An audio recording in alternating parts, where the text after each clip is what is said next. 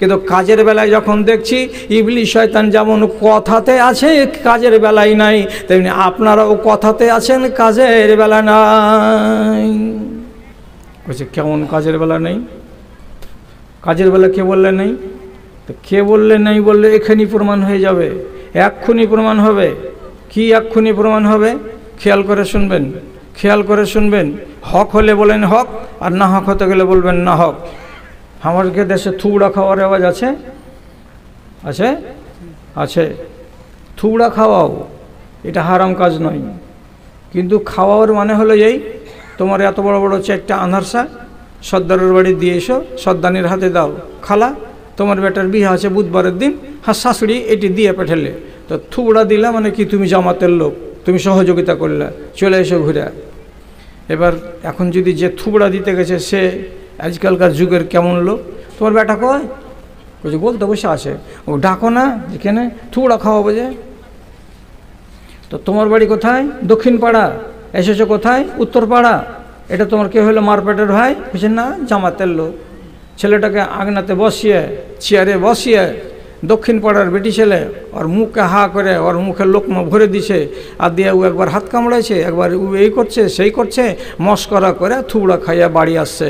আল্লাহর কসম খেয়া করছি, যে থুবড়া তুমি পরের বেটি ছেলের হাত থেকে গিললে, তোমাকে কি আল্লাহ তাআলা এক জাররা পরিমাণে হায়া শরম লজ্জা কিছু দেয়নি যে পরের বেটির মুখ থেকে তুমি থুবড়া গিলতে গেলে কেন? 2 নম্বর কথা, যে বেটি ছেলে পরের বেটার মুখে তুমি হাত লাগিয়ে খানা খাইয়ে দিতে গিলা, তোমাকে কি রব্বুল আলামিন এক কিঞ্চিত করা মানে প্রচুর পাতের পানির সমান কি তোমাকে লাজ লজ্জা শরম হায়া কিছুই দেয়নি যে তুমি পরের বেটার মুখে কেন হাত লাগাতে গেলা? জীবনে কোনো আলেম তোমরাকে বলেনি যে বেটি ছেলে বেটা ছেলের শরীরে হাত লাগাতে পাবে না, বেটা ছেলে বেটি ছেলের শরীরে হাত লাগাতে পাবে না, এটা হারাম কাজ। তোমরা কানে শুনোনি জীবনে? যদি বলো যে হ্যাঁ শুনেছি, এটা করতে গেলে কেন? এটা তো সোজা কথা হলো, এটা তো খুব সোজা হলো। কালিয়া চক থাকার লোক আসে চাদর বেচতে, আর বলতে আসে হাঁক মারছে চাদর, আর যেমনি চাদর বলা গলিতে চলে আসছে 10-12টা বেটি ছেলে, তোমার কাছে ভালো নকশার কাপড় চাদর আছে? জি আছে। ও আলাপ শয়তানেরা এমন ভাষা শিখেছে, আরে খালা দেখ না, আমার চাদর জীবনে কোনো দিন ফেল হয়নি, আর আমার রেকর্ড খারাপ নেই, যে এসেছে আমার চাদর নিয়ে আমার প্রশংসা করে, আমার কাছে দাম কম। আপনার বেটি আমার বেটি ওর বেটি সবটি ওকে ঘেরে নিল, চারিদিক থেকে টাপ্পর ঘেরা করে দিয়ে বলছে এখানে কয় হাত আছে? কইছে 7.5 হাত আছে। হইবে তো? কইছে হ্যাঁ হইবে। হ্যাঁ লেপে দেখাও। তখন ও কইছে তুমি লাপো। চাদরের এক মাথায় ইয়ে থাকছে, আর এক মাথা তখন সর্দারের বেটি আর ভাতজি ভাগ্নি এরা তখন মাপছে, 1 2 3 4 5 6 7 বেলা হলো কি আধখানি চাদরে হাত পড়লো, আর আধখানি ওর খালাতো ভাইয়ের হাতের উপরে এমনি করে হাত পড়লো। জিটে গেল, জি ভাই একটু কমলো এতখানি। তোমার খালাতো ভাইয়ের হাতে হাত দিলে তো জিটা সনসন করে উঠেছিল কি? যে হ্যাঁ আর কিছু বুঝতে পারিনি। তোমার খালাতো ভাইকে জিজ্ঞেস করো তো তোমার জিটা সনসন করেছিল কি পরের বেটির হাত যখন তোমার গায়ে গিয়ে পড়লো? আল্লাহর কসম খেয়ে বলছি, আল্লাহর কসম খেয়ে বলছি, যদি ঝুঠা কথা হয় কালকে কাউরি কাছে সার্টিফাই করাবেন। যদি কোনো মৌলবি বলে দেয় যে এটা কথা ভুল বলেছে, মৌলবিকে আমি ঘাড়ে চড়াবো, আর না হয় মৌলবির ঘাড়ে আমি চড়বো, দুটার একটা কিছু হবে। আমি হাদিস পড়ে শোনাচ্ছি। নবীজি বলেছেন লা তুবাশিরুল মারাতুল মারাতা ফি সাওবিন ওয়াহিদিন ওয়া লা তুবাশিরুর রাজুলুর রাজুলা ফি সাওবিন ওয়াহিদিন। একটা মেয়ে ছেলে আর একটা মেয়ে ছেলের পাশে একই চাদরের নিচে খালি গায়ে গা লাগিয়ে ঘুমাতে পাবে না। একটা সাবালক বেটা ছেলে আর একটা সাবালক বেটা ছেলের পাশে একই চাদরের নিচে খালি গায়ে গা লাগিয়ে ঘুমাতে পাবে না। কেন পাবে না? মানুষকে বলা হয় বাশার, বাশার মানে হলো চামড়া। চামড়াতে রব্বুল আলামিন অনুভূতি দিয়েছেন। আমার গায়ের চামড়া যদি অন্য মানুষের চামড়ার সাথে লেগে যায়, তাহলে আমার মনের ভেতরে পরিবর্তন তৈরি হবে, আমার ভেতরে একটা সুরসুরি তৈরি হবে, আর সুরসুরি তৈরি হতে গেলে যৌন চেতনা জাগবে, আর যৌন চেতনা জাগতে গেলে গুনাহ হয়ে যাবে। এই জন্য নবীজি আগেই বলেছেন কোনো মেয়ে মেয়ের পাশে, কোনো ছেলে ছেলের পাশে খালি গায়ে হাত লাগিয়ে গায়ে গা লাগিয়ে ঘুমাতে যাবে না।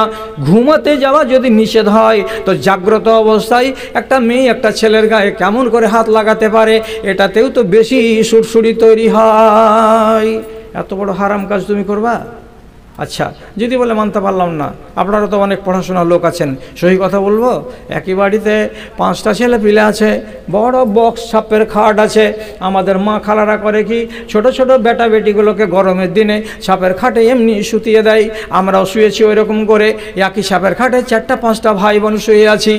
নবীজি বলছেন, তুমি নিজের ভাই বোনের সাথে যদি ঘুমাও তো তোমার আওলাদের ভেতরে কোনো একটার বয়স যদি 11 বছর জুটে যায়, 11 বছর জুটে যায়, 10 বছর পূর্ণ হয়ে 11তে পা পড়ে যায়, বেটি হোক তবুও বেটা হোক তবুও, রাসূলুল্লাহ বলছেন ফাররিকুহু ফিল মাজাজে, যার বয়স 10 বছর হয়ে গেল, বেটি যদি হয় তবুও বেটা যদি হয় তবুও, ওকে ভাই বোনদের বিছান থেকে আলাদা বিছানে করে দাও। ওই 10 বছরের বাচ্চাটা যেন ভাই বোনদের সাথে না ঘুমায়, 10 বছর বয়সের মেয়েটা যেন তার ভাই বোনদের সাথে না ঘুমায়, ওর জন্য আলাদা বিছানা হওয়া চাই। বুদ্ধিমান মানুষ আছেন লাস্টের দিকে, আপনি নবীজির হাদিসটাকে কানে তোলার পর বলুন, 10 বছর বয়সের মেয়েকে অথবা ছেলেকে নিজেদের ভাই বোনের পাশে ঘুমাতে দিবেন না, নবীজি নিষেধ করে দিলেন কেন?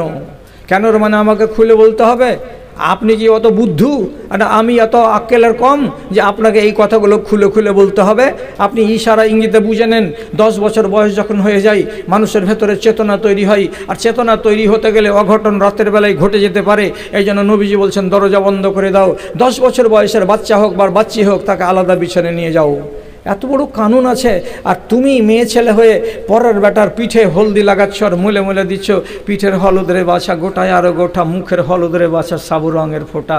ওরে ঝাঁটা পড়বে কপালে কিয়ামতের দিন রে, ঝাঁটা খেতে খেতে খেতে খেতে পিনটা কালি হয়ে যাবে রে। তুই পরের বেটার পিঠে গিয়ে তুই হলুদ বাটালি, তোর অত যদি আর মান থাকে নিজের স্বামীর পিঠে হলুদ লাগা, আর পরের হলুদ না লাগিয়ে নিজের স্বামীর পিঠে হলুদ লাগিয়ে যতটি গীত আছে সবটি গেয়ে দে, হারাম হবে না?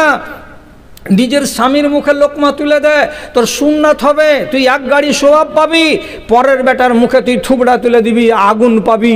তোকে যদি লাজ থাকে তো আমার কথা মনে রাখবি, আমার চেহারাটা যেন ভুলিস না, যখনই টিভিতে ভেসে উঠবে বলে ওই মুলবিটা এইটা। তোকে কি গলত কথা বললাম? আগুনে হাত দিতে যাবি কেন? তোমার নাম নারী আর আমার নাম নর, যেখানে আগুন জ্বলবে দুজন এক জায়গাতে হতে গেলে কেন আগুনের কাছে গেলে তুমি? হাদিস মানবে? মানার মতন ক্ষমতা আছে? আমি আফসোস করে বললাম, আমাদের বুদ্ধিগুলো ভালো, কিন্তু জানা জ্ঞান আছে ভালো, কিন্তু চলনটা হচ্ছে ইবলিশের মতো।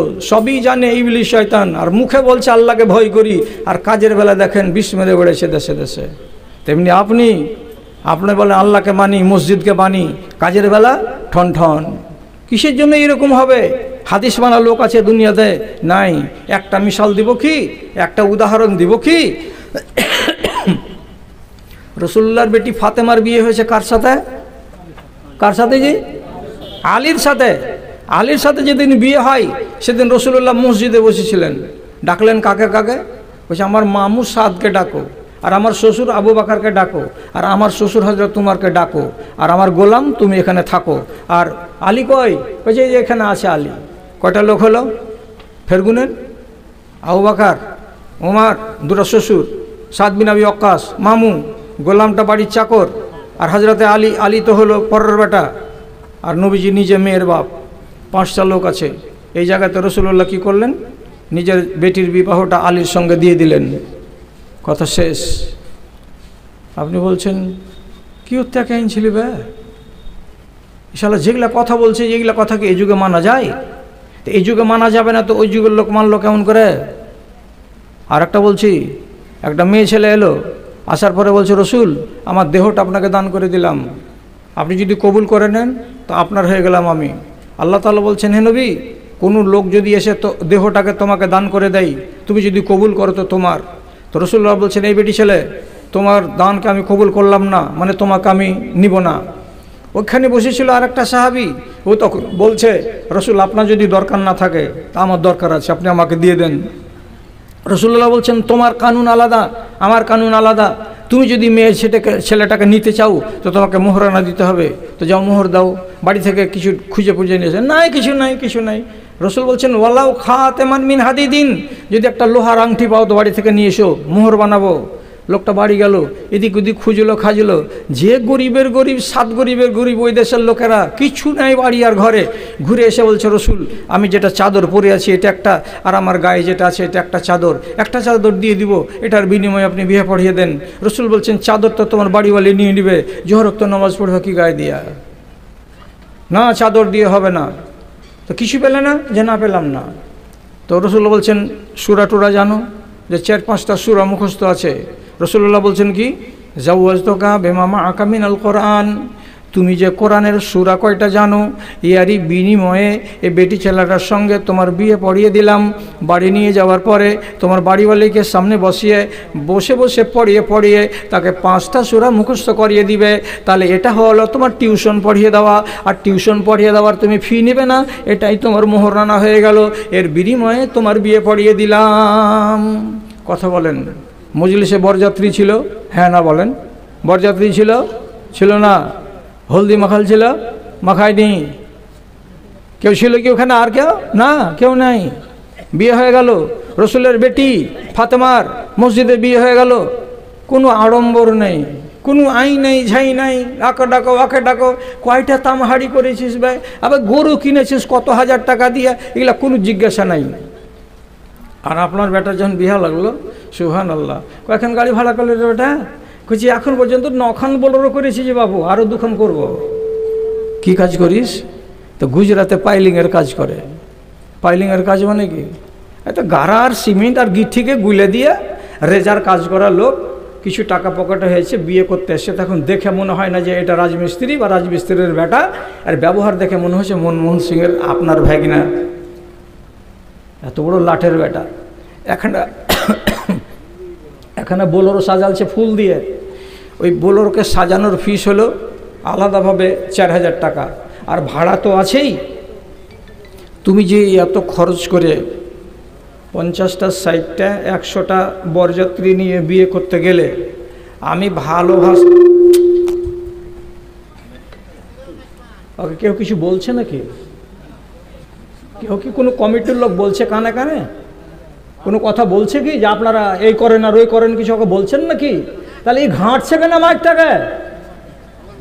হ্যাঁ, তোমার মাথা খারাপ হয়েছে নাকি?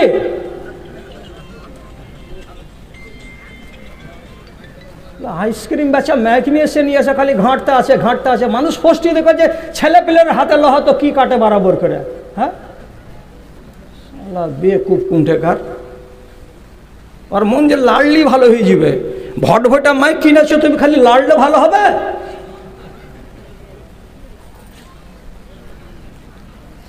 তো 100টা নিয়ে গেলেন। আচ্ছা, রসুল কি বলছে? ইন্না বারকাতান নিকাহে আইসা রহু, যত কম খরচ করবে ওই বিবাহতে অত বেশি বরকত হবে। কাইল মানিয়েন না, এখানে মজলিসে বসে বলেন, হাদিসটাকে শুনতে পেলেন আর বুঝতে পারলেন হাদিসটা? যত খরচ কম হবে তত বরকত বেশি হবে। তাহলে এটা কেমন বরকত? 9টা বোলেরো, এটা বরকত? 45,000 টাকা খালি ভাড়া লেগে গেল। আর প্যান্ডেল সাজিয়েছে 3 দিন আগে থেকে, আর আংনা তো রাতের বেলায় ডিজে তো বাজছে, ডিজের কোনো গুনতি নাই, 4টা-5টা ডিজে। কি হয়েছে ভাই? তো জমশেদের বেটার বিয়ে। ওরে সুবহানাল্লাহ, থাকা যায় না আহুতিতে। আল্লাহু আকবার। বিয়ে হওয়ার পরের দিন এখানে বউ ভাত হবে। বউ ভাত হাদিসে নাই? হাদিসে আছে কি? ওয়ালিমা। ওয়ালিমা মানে কি? বিয়ে করেছি, টোলার লোক তোমরা এসো, খানা খাও, খেয়ে আমাকে দুয়া দিয়ে যাও। ওখানে ওয়ালিমাকে বাদ দিয়ে লেখলো বউ ভাত, মানে বউটার নামে ভাত করেছি আমরা, অন্যর নামে ভাত করিনি। ভাত এবার খেতে এলো, শ্বশুরের বাড়ি খেয়ে এলো, 100 জন লোককে নিয়ে গিয়ে একটা কানা কড়ি দিল না ওই মানুষটাকে। আর ওর বাপের বাড়ি যখন ভোজ খাওয়া হলো, তো লোকগুলো ভোজ খেয়ে হাত ধুয়ে যখন বেরিয়ে যাচ্ছে, তো গেটের কাছে দেখছে তোরে সুবহানাল্লাহ 2টা জল্লাদ কষাই চেয়ার টেবিল পেড়া খাতা লিয়ে বসে আছে। আরে কত দাঁত ঠোকরে বেজি, দাও মাল ঝাড়ো, কি দিবে দাও। লেখো 500 টাকা, এনামুল হক 500 টাকা। ও খেতে খেতে বলছে আমার নামে লেখালো 700 টাকা। ও আর একজন তখন বলছে কি এত বড় একটা লাউ পোলার সেট নিয়ে এসে দাম কত? কেছে 1200 টাকা। সব দিল, বিনা পয়সাতে একটা লোক ওখান থেকে হিলতে পেল না।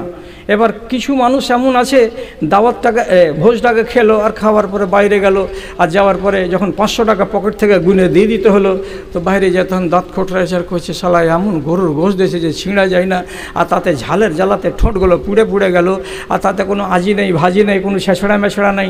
রসগোল্লা দিয়েছে তো কোন দোকানের পচা রসগোল্লা যে গিলা যায় না, দইগুলো দিয়েছে তো এতক্ষণ এক চুটকি দই দিয়েছে। আর শালা এই খানাটা যদি হোটেলে খেতাম তো আমার 90 টাকাতে খানা কমপ্লিট হয়ে যেত বিসমিল্লাহ হোটেলে, আর এ সালার বাড়িতে খাইনু আর খাওয়ার পরে 500 টাকা গুনে দিয়ে চলে এনু। তো একলা একলা যে বিড় বিড় বিড় বিড় করছে আর চলে আসছে। এই বিড় বিড়ির ভিতরে কি ভালোবাসা আছে? আর ভালোবাসা নাই, কি নেই? গাল আছে। সালার বাড়িতে কী করতে খেতে এনু যে সালা 500 টাকা আমার ঝরে গেল, এটি সবটি দুয়া তোমার বেটার আর বহুর নামে। আর যদি সুন্নাতকে মানতে, সুন্নাত মানা মানে কি? গেটে একটা লোক থাকবে না, খেয়ে নিয়েছো যাও, যাওয়ার কালে বলে দাও খালি একটা কথা, বারাকাল্লাহু লাকুমা, আল্লাহ তাআলা তোমাদের সংসারে যেন বরকত দেয়। তাহলে মুমিনের দোয়া একটা মুমিনের জন্য মঙ্গল ডেকে আনে।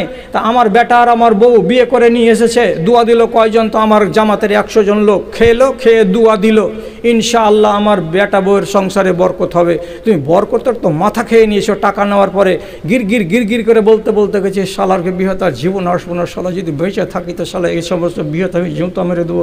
এই যে করতে করতে গেল, কত নেক দোয়া দিয়ে গেছে। এই নেক দোয়ার ঠেলা কেমন পোহাবে? 1 মাস গত হবে না শাশুড়ি আর বউ তো এমন ঠেলা ঠেলি শুরু হবে, বারে বারে খালি হামাকে কেন পানি আনতে কহ, তুমি তখন বুড়াউনি তো তুমি কেন পানি এনে দাও না, সব কাজ কি আমি করবে লেগে এখানে এসছি নাকি? আমি কি তোমার বাড়ির চাকরা নিয়েছি নাকি? তোমার বেটাকে 1 লাখ টাকা হার বাপ নগদ দিয়েছে, ওকে ফাইজলাম করার জায়গা নেই। বেশি যদি করো তো বাপের বাড়ি যে আটকে যাবো, আমার ছেড়েবার মতন তোমার গাঁলার মুরাদ নেই। ছেড়ে দেখো তোর তো থানাতে কেস করে দেবো, মাসে মাসে 5000 টাকা গুনবো। বহুর যখন ডাইলগ শুনছে তখন শ্বশুর আর শাশুড়ির পাশা দিকে এমন বুন জিজেছে যে নেড়ি বাহির হয় না। কহিস না কিছু রে, যুগ খারাপ, একটা সংসারে সুখ নাই। আর কোন একটা বউ 2টা বাচ্চা হতে হতে শ্বশুর শাশুড়িকে ভাত দেয় না, ভাত দেয় না, ভাত দেয় না। সব কোরআন মানা লোক আপনারা না? কি বলেছিলাম গোড়াতে? একটা যদি জুলুম করো আল্লাহ ছেড়ে দেবে না, ছেড়ে দেবে না, আযাবে গ্রেফতার করবেই করবে। জুলুমকে মিটাবার জন্য দরজা খোলা আছে যে আমি পাপ করব না বলে এটা কথা মনস্থ করুন, আর মাঝে মাঝে বলুন যে আল্লাহ আমি ভুল করেছি, ইস্তেগফার করুন। লম্বা চওড়া কথা নয়। আপনার রাত চলে যাচ্ছে আর আপনি মজলিস খালি করছেন না। আপনাকে আর একটা কথা বলি, নাম শুনেছেন জীবনে? এই নামটা বলুন তো, বিলকিস। নাম শুনেছেন? হ্যাঁ লোকেরা, নাম শুনেছেন বিলকিস? একটা বিলকিস একটা মহিলা, একটা রানী, একটা সম্রাট, সম্রাজ্ঞী, একটা বড় দরের রানী, সাবা নগরীর রানী। এটা যেন তেন মেয়ে ছেলে নয়। এই সাবা নগরীর মহিলা চেয়ারে বসে আছে। ঘটনা শুনুন, অল্পক্ষণের ভিতরে বলে দিচ্ছি, দিয়ে আপনাকে ছেড়ে দেব। কি? নবী সুলাইমান প্যালেস্টাইনের মাটিতে আছেন, প্রত্যেক দিন পশু পাখির খবর নিতেন। তোর অভিযোগ আছে রে, কাউয়া খেতে পেয়েছিলি রে, এই শকুন খানা টানা মিলেছিল রে, এই সাত ভাইয়া কোনো ঘটনা কিছু ঘটেছিল রে, তোরা কেমন আছিস রে, সব পশু পাখির খবর নিতেন। কে? নবী সুলাইমান। সকাল 10টার সময় হাজিরা নিতে গিয়ে দেখছে কাঠঠোকরা নেই। কাঠঠোকরার আরবিতে নাম হলো হুদহুদ। কি নাম? কোরআন মাজিদ পড়েন তো, কোরআন মাজিদ পড়তে গেলে হুদহুদ নামটা পাওয়া যাবে। এটা হলো একটা পাখি, লাল রঙের, খয়রা রঙের, ঠোঁটে এত বড় ওখানটা আছে, খিল লাগা আছে সাহারের, এত বড়টা। পাখিটা হারিয়ে গেল, দেশে আর দেখতে পাওয়া যায় না। এ পাখির নাম হলো হুদহুদ পাখি। ওকে দেখতে পেলেন না নবী সুলাইমান। তখন সাথে সাথে বলছেন, কোরআন মাজিদ আলোচনা করা আছে সূরা নামলের ভিতরে, কি বলছেন? মালি লাম আরাল হুদহুদা, কি ব্যাপার রে, হুদহুদকে কেন দেখতে পাওয়া যায় না, মজলিসে হাজির নাই কেন? দিয়ে নবী সুলাইমান রাগের জ্বালাতে বলছেন, লাজবাহান্নাহু, আসুক না ওই বদমাস পাখিটা, ওকে জবে করে দিব, দিয়ে মেরেই ফেলে দিব, আর না হয় আর ডানাগুলোকে কেটে দিয়ে ছোট করে দিব, যাতে আর উড়ে বেড়াতে না পারে। আসুক। 2 ঘন্টা পরে হুদহুদ পাখি ফিরিক ফিরিক ফিরিক করে উঠতে উঠতে উঠতে উঠতে চলে এসছে। খবর হয়ে গেছে, সব পাখিরা কছে, কোনে বুঝলি, যা না, তোকে বাঁটবে, যা। নবী সুলাইমান রেগে আছে। নবী সুলাইমানের দরবারের সামনে এসে একটা বাঁশে বসে গেছে। বসে যাওয়ার পরে কোনো কথা জিজ্ঞাসা না করেই নবী সুলাইমান রাখবে ঝালবে ওগুলো কথা বাদ, আগেই নিজে বলতে বসেছে। কি? আহাত্ত বেমালাম তোহেদ বেহি যেহেতু মিন সাবাইন বেনাবাইন ইয়াকিন। হে নবী, আমি কোথায় গেছিলাম, কেন গেছিলাম, কখন গেছিলাম, ওগুলো কথা জিজ্ঞেস করিয়েন না। আমি যে 3 ঘন্টা অনুপস্থিত ছিলাম তার কারণ হলো এই, আমি সকালবেলায় উঠতে উঠতে প্যালেস্টাইন থেকে চলে গেছিলাম কোথায়, দক্ষিণ দিকে ইয়ামান দেশের সানা নগরীর কাছে, সাবা নগরীর কাছে। ওখানে গেলাম, যাওয়ার পরে আমি একটা আশ্চর্যজনক জিনিস দেখতে পেলাম। সে আশ্চর্য জিনিসটা জীবনে আমি দেখেছি, আপনি আজ পর্যন্ত দেখেন নাই। নবী সুলাইমান বলছে, আরে কি জিনিস রে খেপা? তখন বলছে, দেখতে পেলাম ওইখানে একটা মেয়ে ছেলে সিংহাসনে বসে আছে এবং ওইখানকার লোকেরা মেয়ে ছেলেটিকে আসনে বসিয়ে রেখেছে। আর ওই দেশের যত জনগণ আছে আর ওই রানী আছে, ওরা সবাই মিলে সূর্যের পূজা করছে, এক আল্লাহ রাব্বুল আলামিনের পূজা করে না। বুঝি ঠিকই এই কথা? হ্যাঁ, দাঁড়া। চটপট নবী সুলাইমান করলেন কি, কলম নিয়ে এসে ফাটাফাট এখানে চিঠি লিখে দিলেন। আর লিখে দেওয়ার পরে নবী হুদহুদকে বলছেন, ঠোঁটে ধর, দিয়ে চল ওখানে যেই রানীর কাছ থেকে এসেছিস ওই রানীর কাছে গিয়ে চিঠিটা ফেলে দিয়ে আই। ঠোঁটে করে নিয়ে উঠতে এলো, রানী বিলকিসের কাছে চিঠিখানা লিখে দিল। চিঠিতে কি লেখা আছে? বাংলা কোরআন মাজিদ কাউরি বাড়িতে আছে? কাউরি বাড়িতে আছে? আছে? কালকে খুলবেন। শতকরা 90টা লোকের বাড়িতে বাংলা কোরআন নাই। আর মেয়ে ছেলেগুলোকে বলছি, লাউ পলার সেট কিনবে 750 টাকা দিয়ে, কয়দিন কুটুমকে খাওয়াবে? এখন তো রেডিমেড হয়ে গেছে সব, গিলাস আর থালা আর বাসন। আর বেটি ছেলের ফুটানি হলো কি, একটা হাঁড়ি, তারপরে আরেকটা হাঁড়ি, তারপরে আর একটা হাঁড়ি, একটা বড়, তারপরে একটু বড়, তারপরে আর একটু বড়, তারপরে আর একটু বড়, সামসাটা খালি হাঁড়ি হাঁড়ি হাঁড়ি হাঁড়ি। এটিতে কি পেয়ালা পেয়ালা পেয়ালা পেয়ালা পেয়ালা, এদিকে কি তোর গিলাস গিলাস গিলাস করে খালি সাজিয়ে থেছে। কাকে খাওয়াবি এগুলা করে? গে এগুলা জুগার নাই। বাংলা কোরআন কিনো একখানা ইমান ভালো করতে, আর কিতাব পড়তে শিখো। রমজান মাস এলো আগামীতে, কোরআনও পড়ো, সাথে সাথে দিনই কিতাব কিছু পড়ো, জ্ঞানগুলো বাড়বে। কোরআন মাজিদ একটা সূরা আছে, সূরাটা না হলো সূরা বারাত, আর না তো ওকে বলো সূরা তওবা। ওতে লেখা আছে কথাগুলো। যেমনি চিঠি পেল, বিলকিস রানী ওর লোকটিকে বলছে, গো একটা রাজা চিঠি লিখেছে, কি করবে? ওকে পারবে ও যদি হামলা টামলা করে দেয়? ওই সবকে বুড়া করে দেবো, আপনি চিন্তা করিয়েন না।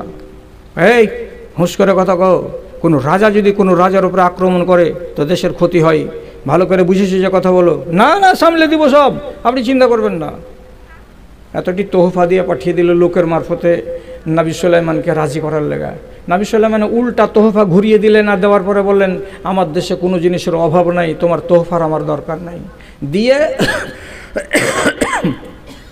আর মজলিসের লোকেদেরকে বলছে, কেউ আছো আমার সিংহাসনটাকে ওই বিলকিসের সিংহাসনের কাছে নিয়ে যেতে পারবে?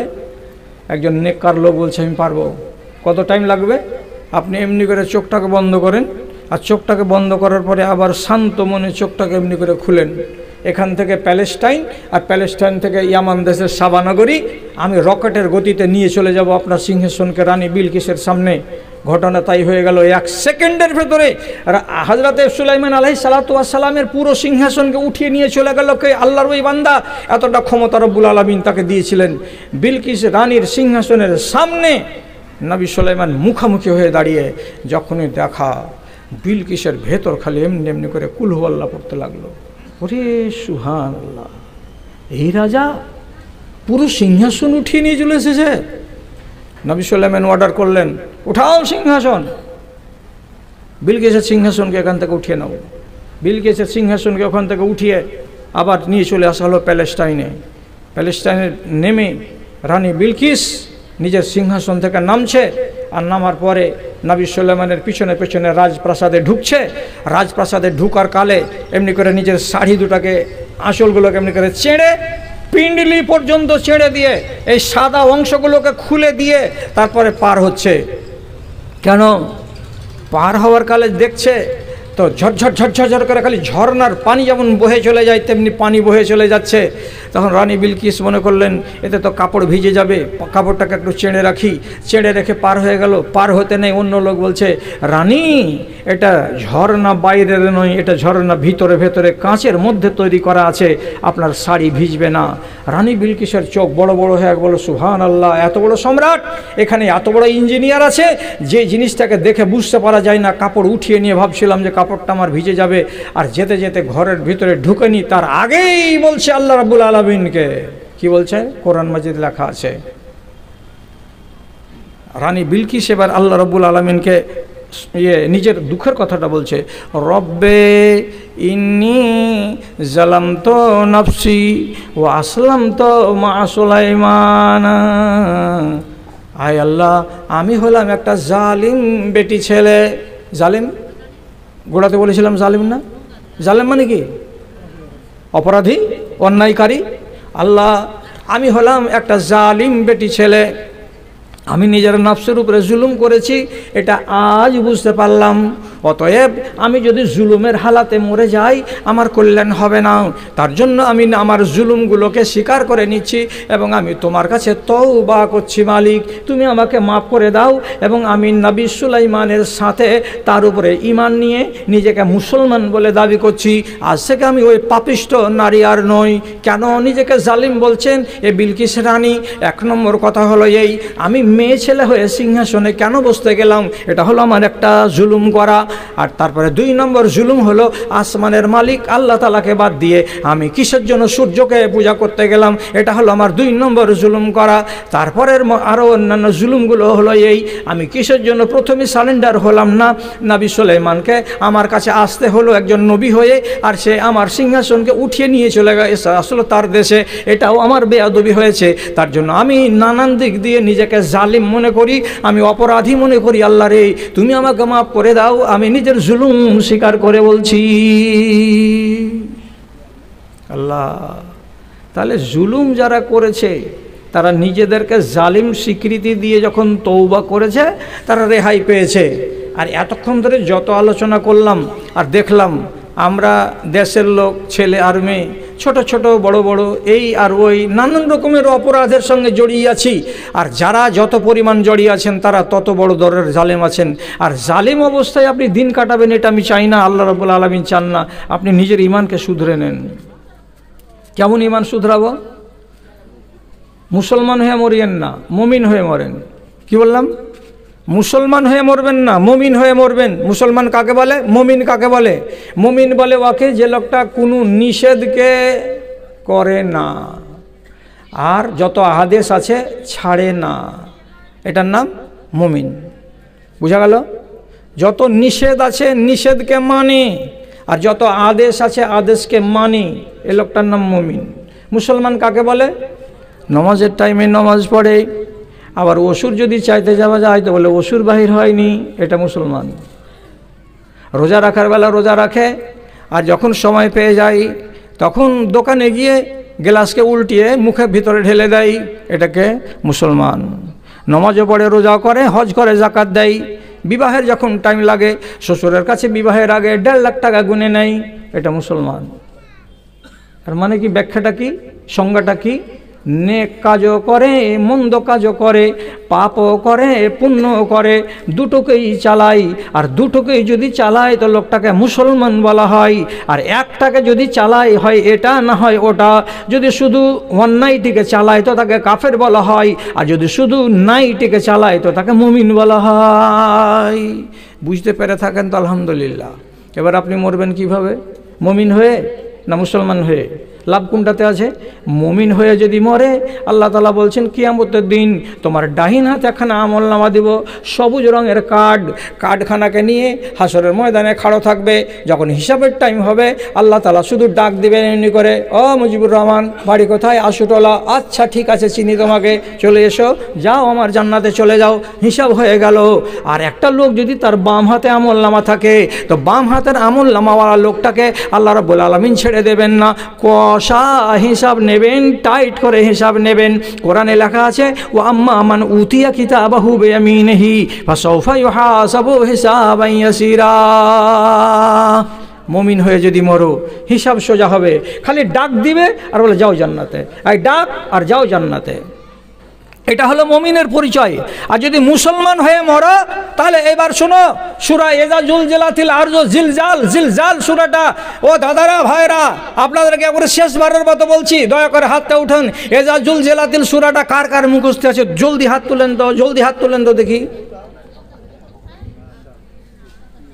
আরে এদিকের লোকগুলো ইযা জুলজিলাতিল আরজু জিলজালাহা ওয়া আখরাজাতিল আরজু আসকালাহা, এই সূরাটা সবারই মুখস্থ নেই। হে শালা জল বড়া সাঁপ সব এগুলো কি হে, কি দিয়ে তোমরা নামাজ পড়ছো তাহলে দিনে আর রাতে? বল নামাজই তো পড়ি না, তো বলা ঝামেলা থেকে না নিয়ে ডাকছেন আমরাকে। আরে ইযা জুলজিলাতিল আরজু জিলজালাহা একটা ছোট্ট সূরা, ওই সূরাটার শেষখানে লেখা আছে নিজের বাড়িওয়ালির কাছে যায় একটু তোবা করি, ও যা যে তুই জানিস আর আমি জানি না রে। এত কাঙ্গাল বেটি ছেলে দেশে নাই যে ইযা জুলজিলাতিল সূরা জানে না। ওদের শেষখানে কি আছে? দাড়ি খাড়ো করবে আল্লাহ তাআলা, একে বলে দাড়ি পাল্লা। আর দাড়ি পাল্লার একদিকে পাপ আর একদিকে পুণ্য চাপানো হবে, একদিকে পাপ আর একদিকে পুণ্য। এবার ওজন হবে, পাপ যদি বেশি হয়ে যায় লাল ঘরে যাও, আর পুণ্য যদি বেশি হয়ে যায় তকদির ভালো সবুজ ঘরে যাও। এই চ্যানেলওয়ালা কোথায় বাড়ি হলো? কথা বলো না জি, কোথায় বাড়ি? হ্যাঁ, ভূতনি। এরপর থেকে শিখে রাখো, লোকের সামনে চ্যানেল খাড়ো করবে না। এরপর থেকে এক সাইডে চ্যানেল খাড়ো করবা, আর এত বেশি খাড়ো হবে না খুচুর খুচুর খুচুর খুচুর করে। দেখে দিকে চ্যানেল আছে, এরা যে লাগিয়ে দিয়ে বসেছে তো জ্বর নামিয়ে দিয়েছে, আর তুমি 20 বার করে খালি খাড়ো হচ্ছ। তোমার এই চ্যানেলটাকে দেখে আমি বুঝতে পারছি এটা নতুন বলে আমি রাগিনি। এরপরে এরকম হবে না, তোমাকে এক সাইডই চ্যানেল লাগাতে হবে। আমি চ্যানেল লাগাতে নিষেধ করিনি, আর এখনও তুমি সাবালক হওনি, ওই জন্য বেশি এরকম হচ্ছে তোমার দ্বারাই। তো যাই হোক, কথা বলছিলাম কি হবে? দাড়িপাল্লা খাড়ো হবে। দাড়িপাল্লা যদি খাড়ো হয়, পাপ যদি বেশি হয়ে যায় আর নেকি যদি কমে যায়, কি হবে তখন? লাল ঘরে যাও, লাল ঘরে যাও। আর পুণ্য যদি বেশি হয়ে যায় আর পাপ যদি কম হয়ে যায় তকদির ভালো, ওই পাপটি পাপ থেকেই যাবে, এই নেকি বেশির কারণে তুমি জান্নাতে যাবে। এবার আপনি বলেন, দাড়ি যদি সমান হয়ে যায়, বলেন কথা, হতে পারে না? পারে না? হতে তো পারে। দাড়িটা সমান হয়ে গেল একদম টাই টাই, একেবারে কোনো কম বেশি নাই, যতটি পাপ অতটি পুণ্য। তখন কি হবে? তখন কি হবে? তখন একটা জায়গা আছে জাহান্নাম আর জান্নাতের মাঝখানে, জায়গাটাকে বলা হয়, কোরআন মাজিদে লেখা আছে, টাইম নেই আমার কাছে, অনেক টাইম হয়ে গেল। ওই জায়গাটার নাম হলো আরাফ। কোরআন মাজিদে একটা সূরার নামই আছে, সূরা আরাফ। আরাফের মানে হলো কি? ধরেলেন বর্ডার। কি বর্ডার? এই জায়গাতে আপনাকে খাড়ো করবে নিয়ে গিয়ে, এদিক খালি চুটপুট চুটপুট করবে। এত কেন বিষাইছে? হ্যাঁ, ওই যে আছে লাল ঘর, এদিকে মজা লাগবে, ঠান্ডা ঠান্ডা হাওয়া লাগবে। এদিকে এমন কেন লাগছে গো? এই যে জান্নাত, এক সাইডে আরাম, এক সাইডে ব্যারাম। একবার এদিকে ঘুরবে, একবার এদিকে ঘুরবে, একবার পিঠ শিখবে, একবার পেট শিখবে, ঠেলা পেতে পেতে পেতে পেতে পেতে পেতে কাল কেটে যাবে। শেষের বেলায় যখন পাপটা খানিক কমে যাবে, তখন আল্লাহ তাআলা ওইখান থেকে টেনে নিয়ে গিয়ে আপনাকে জান্নাতে দিবে। তকদিরে এটা না হয় যেন আমাকে আরাফে খাড়ো হইতে হয় 50 বছর ধরে। তারপর সেদিন একবেলা দুনিয়ার বড় লোক কিয়ামতের দিন ভিক্ষুক সেজে যাবে। কেমন ভিক্ষুক? এতটু 50 গ্রাম নেকি কমে গেল। আর এইটি যদি খালি হয়ে যেত, অর্থাৎ 1 রাকাত যদি খালি নামাজও পড়ে দিয়ে থাকতো দুনিয়াতে, আর তাহলে তো কাজ হয়ে যেত কেল্লা ফতে। কিন্তু পড়েনি, শর্ট পড়ে গেছে মাত্র 50 গ্রাম নেকি। তখন আল্লাহকে বলে, আল্লাহ ছেড়ে দাও, এই 50 গ্রামে কী হয়? দেখ, তুই জানিস না, ওয়াম্মা মান খাফাত মাওয়াজিনুহু ফাউম্মুহু হাবিয়া, যার নেকির পাল্লা এতটুকু কমে যাবে তাকে হাবিয়া দোজখে যেতে হবে। এ মাথা মোটা, কোরআন মাজিদ কি তুই পড়িস না? সূরাটা তুই জানিস না? আজকে তোকে মাফ করে দেব, কিসের জন্য আমি তোকে মাফ লাগাবো? না না না, তোর কম গুনাহ আছে, অতএব তোকে কম ক্ষণের জন্য জাহান্নামে যেতে হবে, একদিনের জন্য যেতে হবে, কিংবা এক বেলার জন্য যেতে হবে, কিন্তু তোকে জাহান্নাম থেকে রেহাই নাই। তখন কইছে, তাহলে ঠিক আছে, 50 গ্রাম কমলো তো, আচ্ছা আনছি আমি। দৌড়াইলো ভিক্ষাইতে। কার কাছে ভিক্ষাইতে যাবে? সহি কোরআন মাজিদ, একবারে কোরআনের কথা বলছি, গলত কথা নয়। প্রথমে মাকে ঢোড়া বাহির করবে, মাকে কেমন আছে হাসরের ময়দানে? কে তুই? মুজিবুর। কোন মুজিবুর? তোর বেটা, বড় বেটা। কোন বেটা? কিচ্ছু চিনহারলেও না মা, কোনো চিনহারি নাই। মাকে এতটি দেখে, মা তুই রাইতে নামাজ পড়া বেটি ছেলে, তোর নেকির পাহাড় জমে আছে, এতটি যদি দিস তো কিছু কমবে না মা, এত দিয়ে দে, আমি নাজাত পেয়ে যাব। মা কি বলবে? आज के दिन है वो मुसीबत आ पड़ी, नफसी नफसी की घड़ी है ये घड़ी, कि देखो तोर दिक धुला उठছে মোর দিক। আমি যদি বিপদে পড়ি হবে না, যা বাপের কাছে যাবে, বাপ বলবে কি দেখবো, তোর দিক ধুলা উঠছে মোর দিক, আমার হিসাবের কালে যদি আমার কম পড়ে যায় তো কি হবে, আমি দিতে পারবো না বেটা। এ করে বাপ দিবে না, মা দিবে না, বিবি দিবে না, বেটা দেবে না, কেউ দেবে না। শেষে কুচুর মুচুর মুখ করে ঘন্টা দুয়েক পরে আবার মজলুম হয়ে হাঁটতে হাঁটতে দাড়ি পাল্লার কাছে আসবে। আল্লাহ রাব্বুল আলামিন বলবেন কেউ দিল রে, যে না জি আল্লাহ কেউ দিল না। রাব্বুল আলামিন বলবেন তোর এতটি শর্ট পড়েছে, বেশি দিন জাহান্নামে যেতে হবে না, তোকে মাত্র এক বেলার জন্য জাহান্নামে যেতে হবে। এখন 3টার সময় যাবি, 6টার সময় নাজাত পেয়ে যাবি, যা আল্লাহর জাহান্নামে যা। কত ঠেলা আছে, 1 ঘন্টা আর 1 মিনিট আর আধ ঘন্টা একই সমান ঠেলা। যদি ঠেলা বুঝতে না পারেন, চেরাকটা জ্বালিয়ে বাঁ হাতের আঙুলটাকে চেরাকের ওপরে ধরেন, কত মজা লাগবে। পুড়াইতে পারবেন আঙুলটাকে? না পারবেন না, তাহলে গোটা দেহটাকে পুড়াতে পারবেন কি করে সেদিন? দাদা আমার অনেক কথা বললাম, মরবেন কিভাবে বললাম, মুসলমান হয়ে না মুমিন হয়ে? মুমিন হয়ে। মুমিন হয়ে মরার লক্ষণটা কি? মন্দ কাজে থাকবো না, মন্দ কাজে যাব না, যেটি আল্লাহ হুকুম করেছেন যতটুকু পারবো অতটুকু মেনে চলবে, বাস বাস। আমি ফরজ নামাজ পড়ছি আর আমি অতগুলো নফল টফল পড়তে পারবো না, 5 নামাজ পারবো না, তাহাজ্জুদ পারবো না, আর কোনো নামাজ পারবো না, পারবে না তো পারবে না, গুনাহগার নও। তুমি কোনো রকম করে দিয়েছো কিনা 12 রাকাত সুন্নাত মুআক্কাদা পুরা করে কি বলে 17 রাকাত ফরজ পড়ে দিতে পেরেছো? যদি বলে আমি আর সুন্নাতটি পড়তে পারিনি তো তোকে আজব হবে না, পড়ে দে তো নাকি পাবি, তলা বাড়বে, তলা বাড়বে, আর না পড়ে দিতে গেলে আযাব হবে না, এটা কথা জেনে রাখবেন। আর মন্দ যেগুলো, নিষেধ যেগুলো, একটা করতে গেলে তওবা না হওয়া পর্যন্ত তোমার খায়ের নেই। মন্দ করতে গেলে তওবা করো, আজ করো তো 1 ঘন্টা পরে তওবা করো, আজ করো তো কাল করো, তওবা মাগার করো, আর আল্লাহ তাআলার কাছে কাঁদো আর কাটো আর দোয়া করো, করে নিজের গাটাকে আপডেট করে রাখো। সামনে আসছে রমজান মাস, রমজান মাসে কিন্তু এই সুযোগ আপনাকে নিতেই হবে যে আমি নিজেকে আপডেট বানাবো, আমার গায়ে কোনো গুনাহ খাতা থাকবে না। কটা বাজছে ঘড়িতে? 11:45। শুরু করেছিলাম কয়টায়? 11:30টায়। 11:30 না? হ্যাঁ হ্যাঁ হ্যাঁ 11:30টায় শুরু করেছিলাম। হাজি বকছি তো আমার মনে নেই, যে মানে ইঞ্জিলটা পুরানা হয়ে গেছে, তো কখন যে 12টা বাজে ইঞ্জিলের তোটা বুঝতে পারি, যে 1.5 ঘন্টা আমার বলা হয়ে গেছে। আর এমনিতে ঘড়ি 12টা বাজে উপর দিকে চলে গেলে এখন 5 মিনিট দেরি আছে 1টা বাজতে। তো আর বেশি ওয়াজ শুনিয়েন না, থামতে পারবেন না। যতটি শুনেছেন এইটিকে যদি হেফাজত করেন তো আলহামদুলিল্লাহ, আলহামদুলিল্লাহ। এইটিকে যদি মেনে নেন মায়েরা আর খালারা, তো প্রথমে একটু আমি রাগ করে কথা বলছিলাম, অ্যাকচুয়ালি আপনার উপর তো আমার কোনো রাগ নাই, কোনো রাগ নাই। আপনি আমার জাত ভাই, আপনি আমার মাসলাকের ভাই, আপনি আমার নিজের কাছের লোক, কাজে আপনাকে যা বলেছি আপনার সংশোধন কল্পে বলেছি।